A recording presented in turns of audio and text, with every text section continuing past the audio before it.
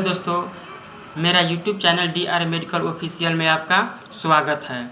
आज मैं फिर एक नए मेडिसिन के साथ आप लोगों के बीच में आया हूं और आज मैं जिस मेडिसिन के लेकर के आया हूं वो बहुत ही यूज़फुल और फ़ायदेमंद मेडिसिन है।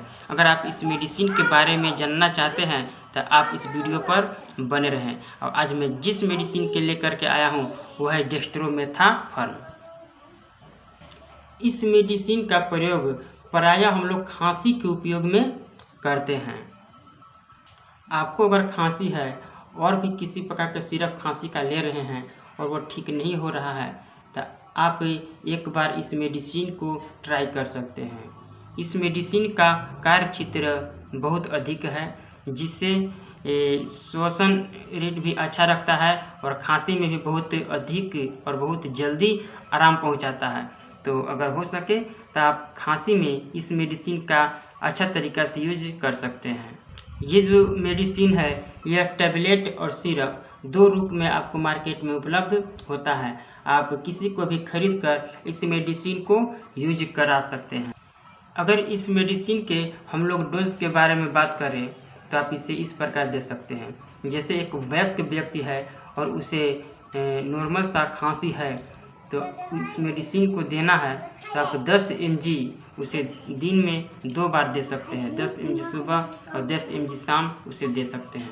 खांसी अधिक है तो आप उसे 30 mg का भी डोज दे सकते हैं, लेकिन 6 से 8 घंटा का डिफरेंस होना बहुत ही ज़रूरी है। इस मेडिसिन को एक दिन में 120 mg से अधिक नहीं लेना चाहिए। और इसी मेडिसिन को अगर बच्चा में देना है तो आप उसे एक दिन में 30 mg से बेसी न दें और जहाँ तक हो सके तो उसे विभाजित कर करके ही दें।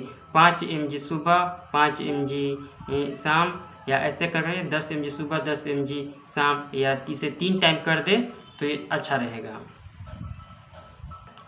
इस मेडिसिन को यूज करते समय कुछ निषेध का भी ध्यान रखना चाहिए। जैसे किसी का श्वसन रेट बढ़ा हुआ है तो आप इस मेडिसिन को न दें।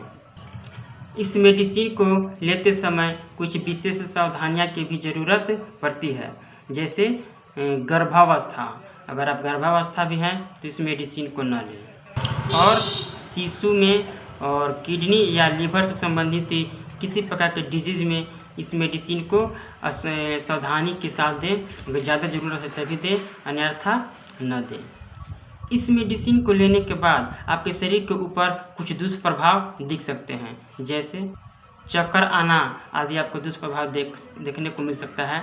अगर मेडिसिन को लेने के बाद पेशेंट में इस तरह का दुष्प्रभाव देखने को मिले तो इस मेडिसिन को देना बंद कर दें। यह जो मेडिसिन है यह जितना यूज़फुल है उतना से अधिक ये अन्य मेडिसिन के साथ रिएक्शंस भी करता है। जैसे एनोक्सिलाइटिस TCAS वर्ग का मेडिसिन आप इस मेडिसिन के साथ में न दें। और सिमेटिडिन और निंद्राकारी medicine, ciprofloxacin, domperidone medicine, metoclopramide, alcohol आदि जो मेडिसिन है इस मेडिसिन के साथ में इसे डेक्स्ट्रोमेथाफर्न मेडिसिन का उपयोग नहीं कराना चाहिए, अन्यथा आपको अधिक दुष्प्रभाव और साइड इफ़ेक्ट और मेडिसिन से रिएक्शंस देखने को मिल सकता है। बस आज इतना ही। और एक खास बात दोस्तों, अगर मेरा चैनल पर आप पहली बार आए हैं तो इस चैनल को सब्सक्राइब कर दें, बेल आइकन को भी दबा दें ताकि हर वीडियो का नोटिफिकेशन सबसे पहले आपको मिल सके। इस चैनल पे इसी तरह का वीडियो आता रहता है। अगर वीडियो अच्छा लगे या नॉलेजफुल लगे तो इसे लाइक कर इसे शेयर कर दें ताकि हर व्यक्ति डेक्स्ट्रोमेथाफर्न मेडिसिन के बारे में अधिक से अधिक जानकारी रख सके और इसे सही से यूज कर सके। यह मार्केट में चलने वाला अधिक मेडिसिन है।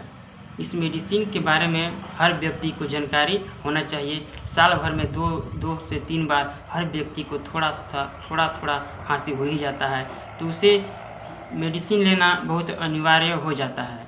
तो जहाँ तक हो सके इस मेडिसिन को इस वीडियो को शेयर कर दें ताकि हर व्यक्ति डेक्स्ट्रोमेथाफर्न मेडिसिन का जानकारी